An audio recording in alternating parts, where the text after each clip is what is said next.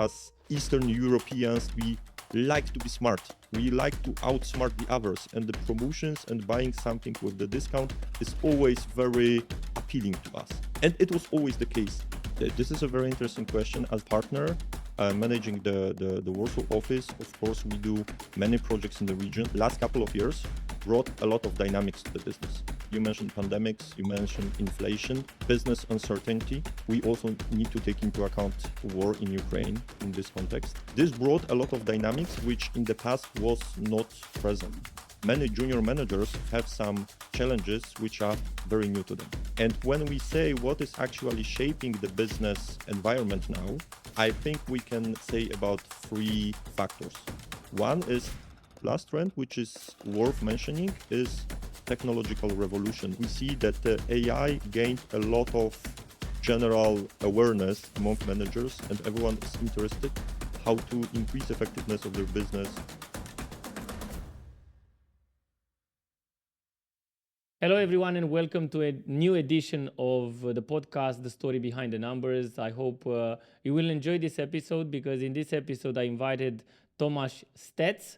He is the managing director and partner in the Warsaw office of Simon-Kucher. Simon-Kucher is considered one of the leading consulting company on revenue management, commercial excellence, and pricing. And because he is in Bucharest for a couple of days, also joining a conference, I invited him to share some of his thoughts about different trends in business, and we will explore together because he is also involved in many projects in the CE region, and we are working together towards building more interest related to revenue management and commercial excellence. So welcome, Tomasz. Thank you. Hello, Kostin. Nice to be here. Nice to be here in Bucharest. And you said it's not your first time in Bucharest, so you've been a couple of times already. Yes, I've been to Bucharest a couple of times. We did some revenue management projects in Romania in the past, but I'm really glad to be here once again. I see a big development of the country. I see a big development of business. So once again, very happy to be here.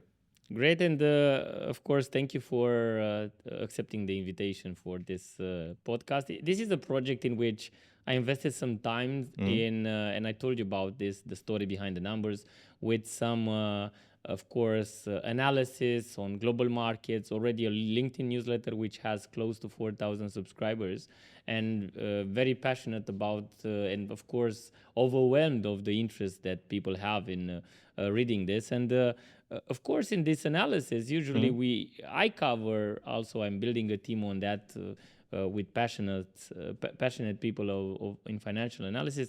We cover some points related to trends, and I'm really curious to see how you see different trends in business. And in a way, we have different influences. We have different, let's say, impact of changes in the last year. We had the pandemic period, we have high inflation. So I'm really curious to hear your thoughts about trends that you see in CE, but also, of course, in business, in various sectors that you are involved. Okay, this is a very interesting question. As a partner managing the Warsaw office, of course, we do many projects in the region, so not only in Warsaw, not only in Poland, but in other CE countries. And that's why we have a wide perspective, actually, what are differences between the countries within the region, and also talking and collaborating with partners from other offices, from the Western countries, we see some differences. So very happy to share the insights. And I think you are very right that last couple of years brought a lot of dynamics to the business. So you mentioned pandemics, you mentioned inflation, a little bit of business uncertainty. We also need to take into account war in Ukraine in this context. This brought a lot of dynamics which in the past was not present. So many junior managers face some questions and have some challenges which are very new to them. And when we say what is actually shaping the business environment now, it is not only Poland, but all the other countries in the region, I think we can say about three factors. One is pressure on margins. Pressure on margins, which can be described as pressure from both sides, from the consumer, customer perspective, but also from the cost side. So the margins are shrinking from like two dimensions, from the top line side and the cost side. We can also name changes in the customer behavior. So on many markets, we see kind of like a polarization of customer groups. We observe that luxury products, the sales of luxury products still go up. So you can think, okay, many people still can afford to buy luxury products. On the other hand, you have plenty of customers who became very price elastic. So you have a kind of polarization of customer segments, and this middle segment is somehow shrinking. Okay. And the last trend, which is worth mentioning, is technological revolution or technological evolution. Recently, we hear a lot about AI. This is something which we were been implementing for many years already, but we see that AI gained a lot of general awareness among managers, and everyone is interested how to increase effectiveness of their business via digital solutions, tools, and with the support of AI. So let's take it step by step, because Yes. we see some of these challenges, and I'm really focused to bring some of these topics to, of course, the Romanian market, the regional market as well. So there are some specifics that you see in the region compared to Western Europe. And let's start with this in terms of maybe the pressure on the margin that you were mentioning. Do you see something different between Eastern Europe maybe and Western Europe, especially in this 5 years cycle, we might say already before the pandemic? Okay, we have the unfortunate war in Ukraine and in high inflation. Yeah. So of course there are differences. I think they are quite visible. First of all, we as a region, our clients, our customers were always more price sensitive than in other regions in Europe, which means that price was relatively more important when considering the offer. It has some correlation to the general wealth of our societies. It has some correlation to the wages and salaries, average wages and salaries in our region comparing to other regions. The other thing, and that's why our clients and customers, they always liked promotions. They always like to buy something in a special offer, which we can also consider.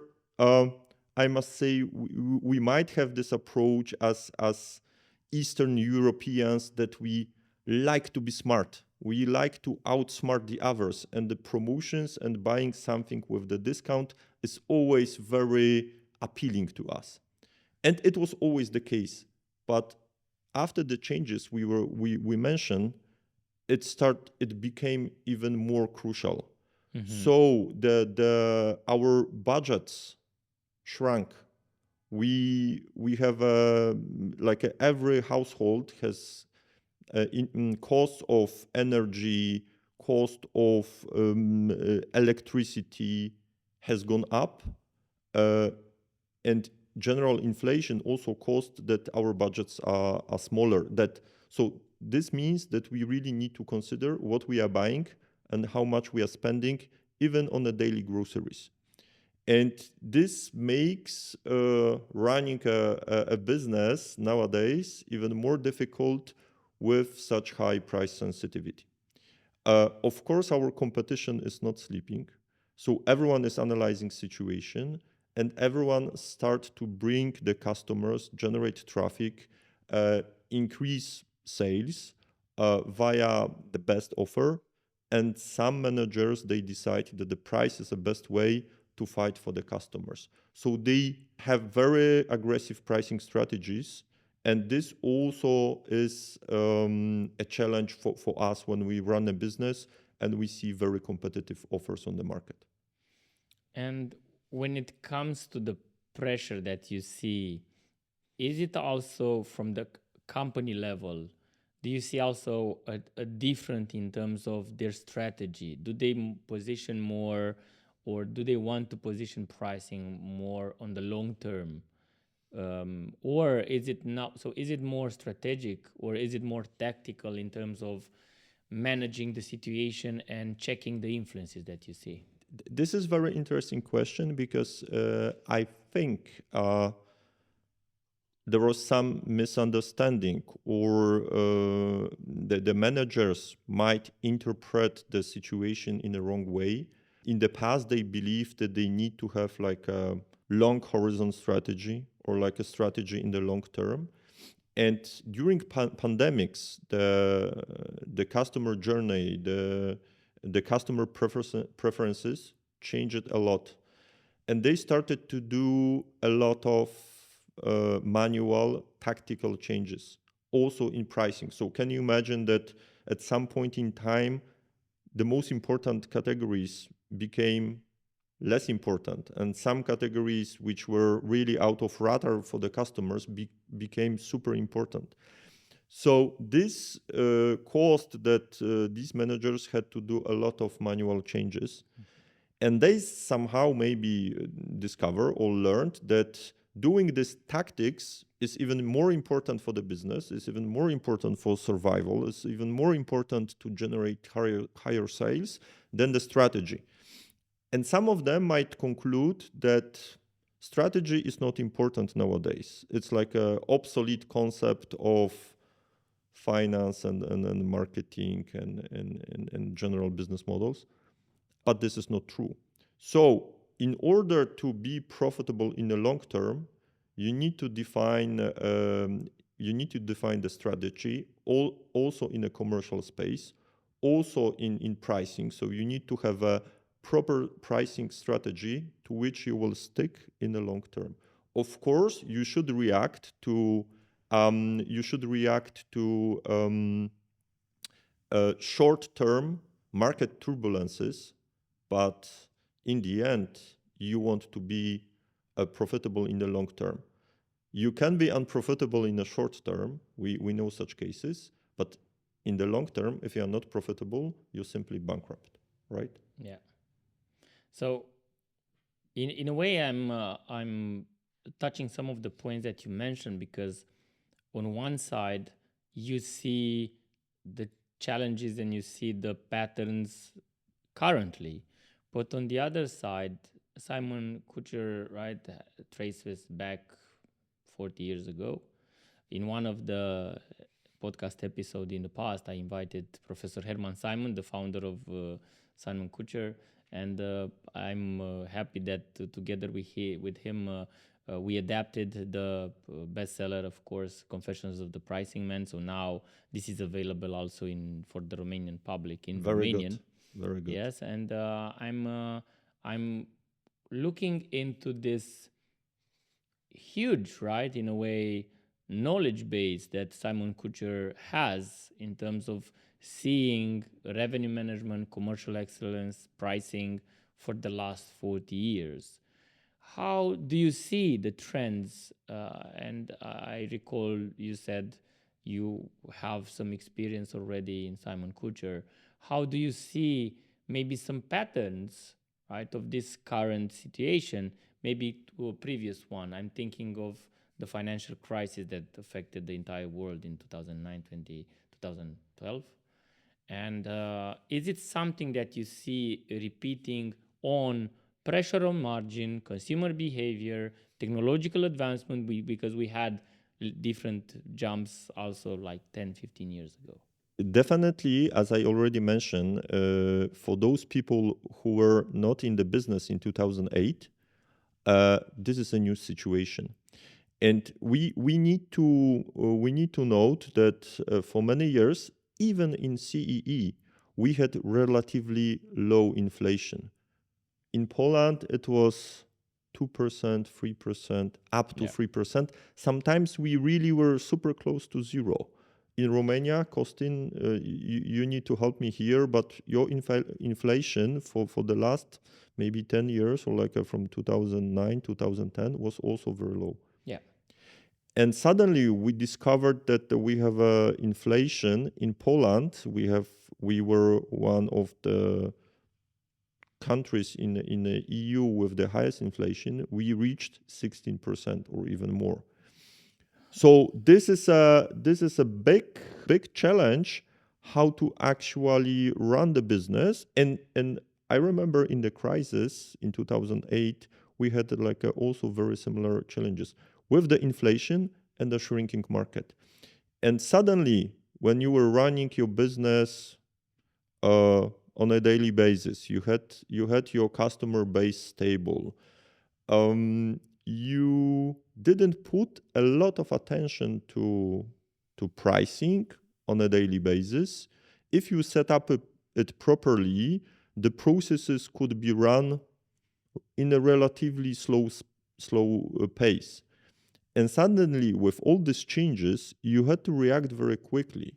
Let's say, cost of goods or raw materials, for example, you use for production of your goods could go up month after month. So you could not stick to your old processes, and you have to adapt very quickly. And I think this kind of crises and this kind of like a disruption on the market, like a negative disruption, has always many factors in common. So the shrinking customer base, high inflation, also on the cost side. And then it seems that not everyone was ready for that. That's why so many manual adjustments. And it turned out that you need to adapt your revenue management processes, you need to adapt your pricing tools to make sure that in this higher dynamics, you still generate profits, right? And this was the challenge for some managers, but it's also a possibility to gain competitive advantage, because some companies, they quickly adapt to the situation, they introduced new tools, they updated their processes, and they brought pricing and revenue management on a higher level. So I know that Simon-Kucher has many reports that you publish on many sectors. And sometimes there is this information about market trends, and I also publish different analysis on global markets. So there is this type of information. On the other side, there are businesses that are growing, and maybe some of them were entrepreneurial, and now they reach a level of very high revenue, but they are looking at of course they expand in terms of technological advancement, but they are continuing the old processes when it comes to pricing, when it comes to revenue management. Where do you see this?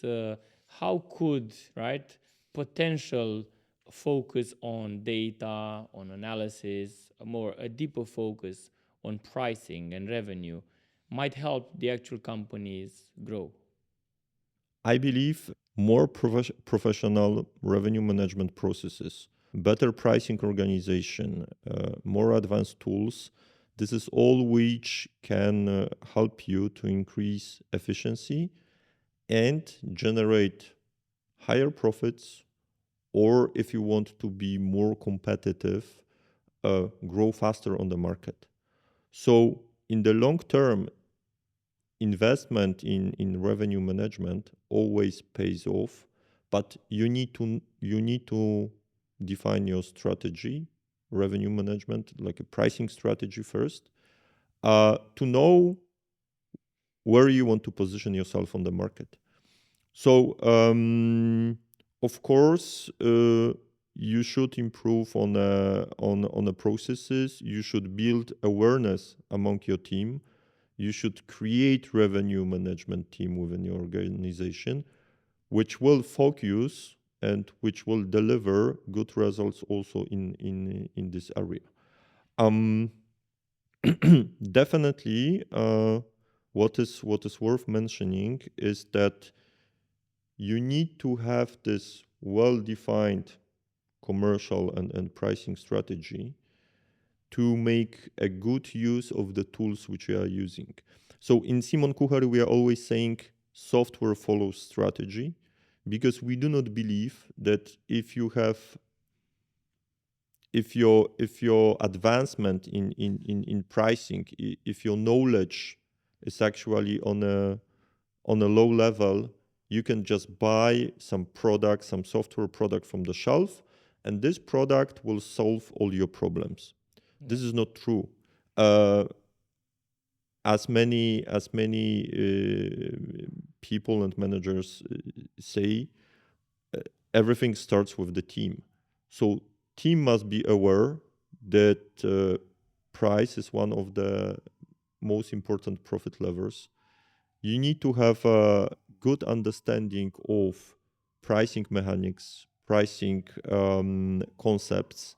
You need to build proper processes, also taking into account the use of data. And then as a last element is actually the tool which will help you to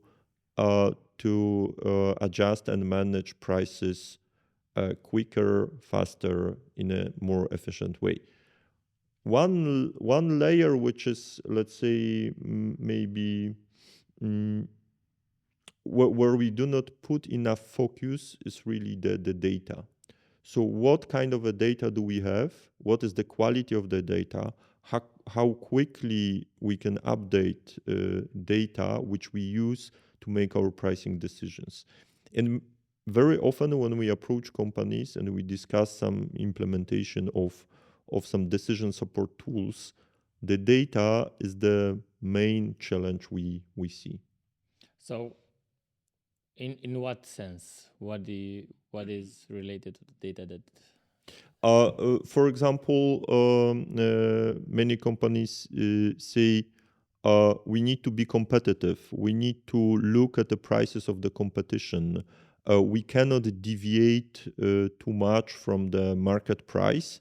And then we ask them, okay, so how does the price monitoring process look like? They say, yeah, once per year we gather some information about gather some information. Yeah, we gather some information about competitive prices. Or some companies, they monitor a lot of prices on the market, but they just store this information very often in maybe not very systematic manner. So they have some Excel files.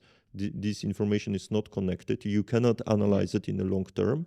And then the usage of such data is somehow limited.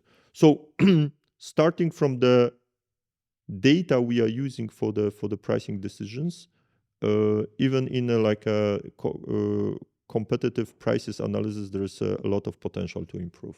So could we include this as an innovation in pricing that you see also in Eastern Europe?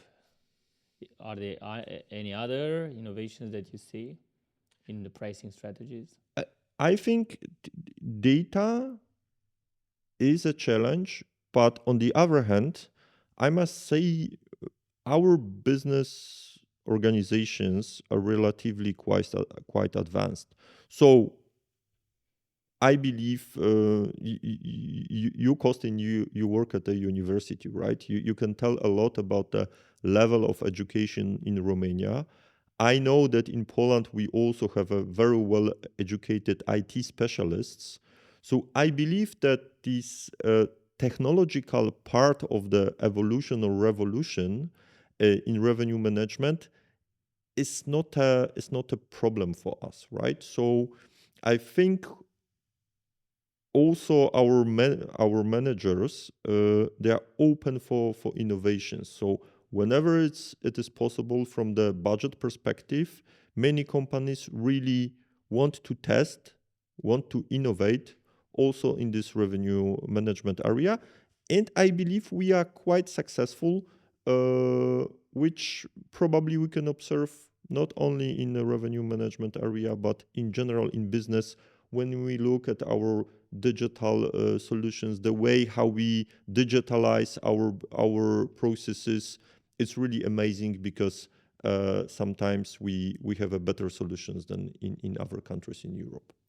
Yeah, so, and of course, with my role in Simon-Kucher as an advisor, I also saw the level of interest in the Romanian market that professionals related to going deeper when it comes to revenue management. And to be honest, this is something quite fascinating for me. I was, as teaching financial analysis, we are always looking when it comes to influences. Of course, we're looking at the price, at the cost, and so on, but we're looking at something which is related to the, we call it the mix of sales, of course, or the structure of sales, and how can, without changing maybe sometimes, right, with this proper strategy related to this, the mix of sales, how can you build the profitability? Do you see some, let's say, focus on some specific products, or that companies are looking more in terms of the pricing strategy, some categories of products that are more targeted by retail, for instance? Do you mean like product categories within portfolio? Exactly. For instance, in retail. Mm. I think maybe I cannot provide examples of the product categories itself. It really depends on the business. Even like if you say retail and we say grocery retail, you have a different types of formats. You have a different types of store chains, and depending on the general brand positioning, but also price positioning, you have a different clients going there. So there's a one I believe general trend that in our region that customers, those who can afford, they really value their time, and that's why this proximity concept or on the go. Whenever you think about like coffee or like a fast food QSR, or you think about grocery chains, these concepts really gain popularity. So I remember many years ago, a typical entertainment for Polish families was going to hypermarket on Saturday Yes. and do big shopping and spend, I don't know, 6 hours. And now we value our time with families with more, and we do not want to spend so much time on shopping. So we somehow switch from going quite often to hypermarkets to buying online, which is also attractive alternative. And for these small purchases, small baskets, very often we prefer to do it quickly at the proximity formats. And that's why, because and by the way, this is the same that is happening in Romania. We have, for some time now, many players, even international players, entering Romania. But of course, the traditional players are looking into, how can we expand from the classic. Of course, the hypermarkets are still there. yes, But on the other side, you have more and more proximity stores, which have, of course, different pricing, but it's convenient, right? You spend a couple of minutes, maybe if it's next to your house. And what I see is that they are spreading really fast. So it's also in Bucharest, I think it's an aggressive spread of proximity stores.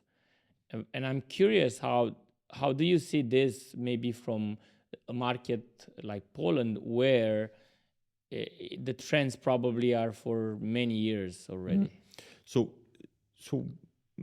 I believe our retail market in the past was very similar and still is. So what is what characterize a retail in CEE is still high percentage of traditional trade.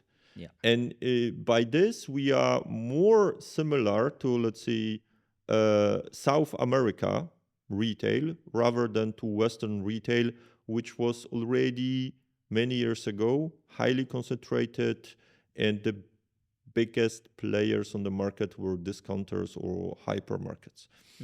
And we still have in Poland the big share of traditional stores.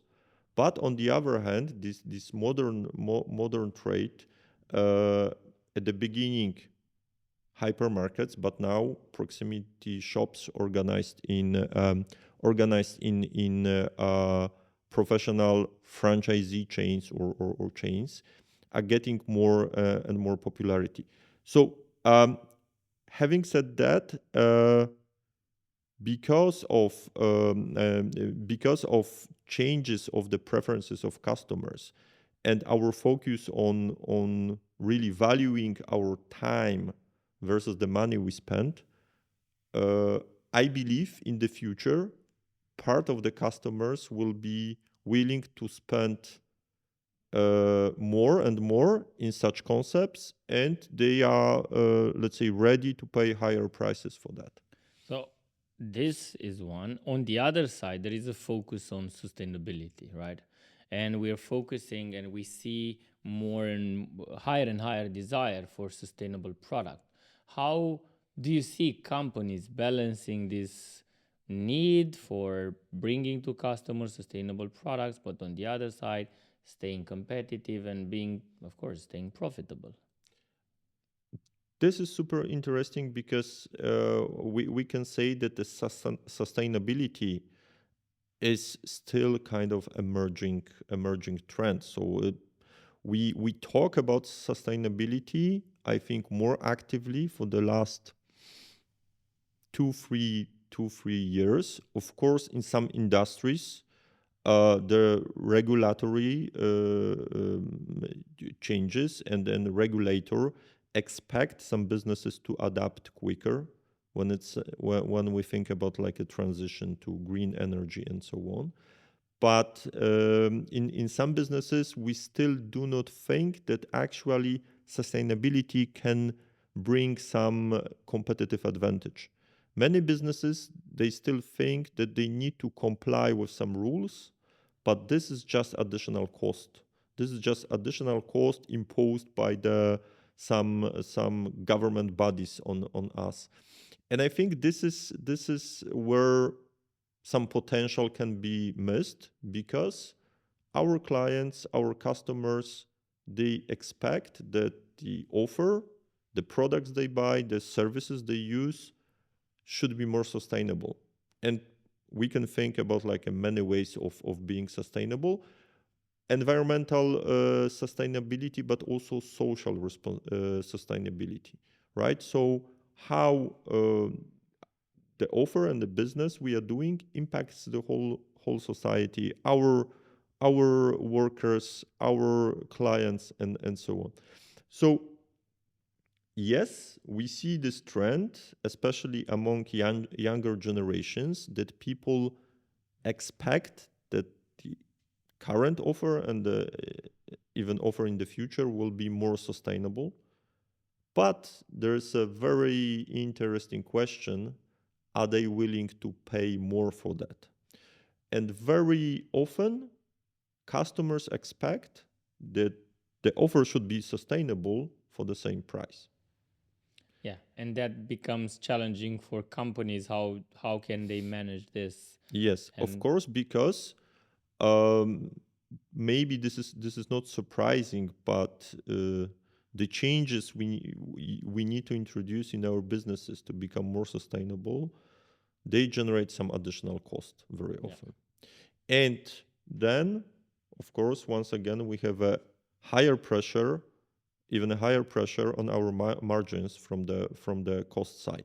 So probably if we just passively introduce and become more sustainable without a plan, we'll just pick a couple of activities to comply with the regulations, but also to be more appealing to customers, then we might lose some margin. And I believe that to make it in a good way, you need a plan.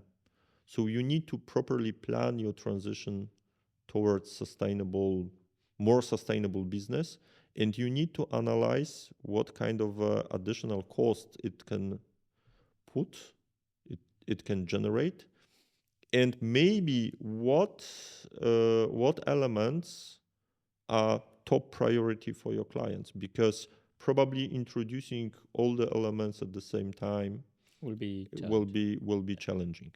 So, because Tomasz, we are approaching the end of our conversation. Of course, I thought we are just starting. Yeah, of course, we will continue, and looking forward to receive also some interest from others to continue the conversation. And of course, hope is also the students are watching this and learn about how they can better adapt for these trends, right? And looking forward, maybe why not, to see you also at the university to share some thoughts.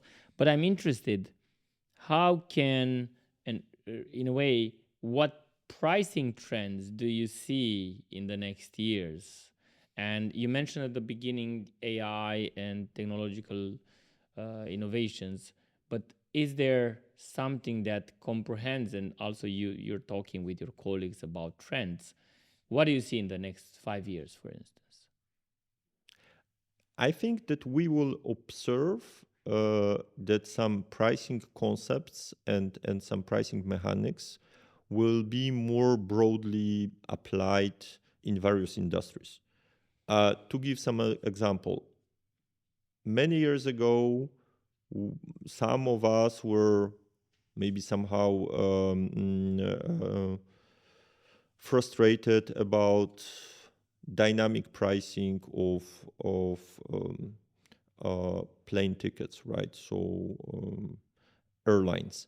And now, as a customers, we already used to it. So we are used to some pricing concepts in some industries, and we treat them naturally. So when you when you plan your city break trip, you go to, for example, to Vienna. You check the prices of the tickets. You check the price of the hotel.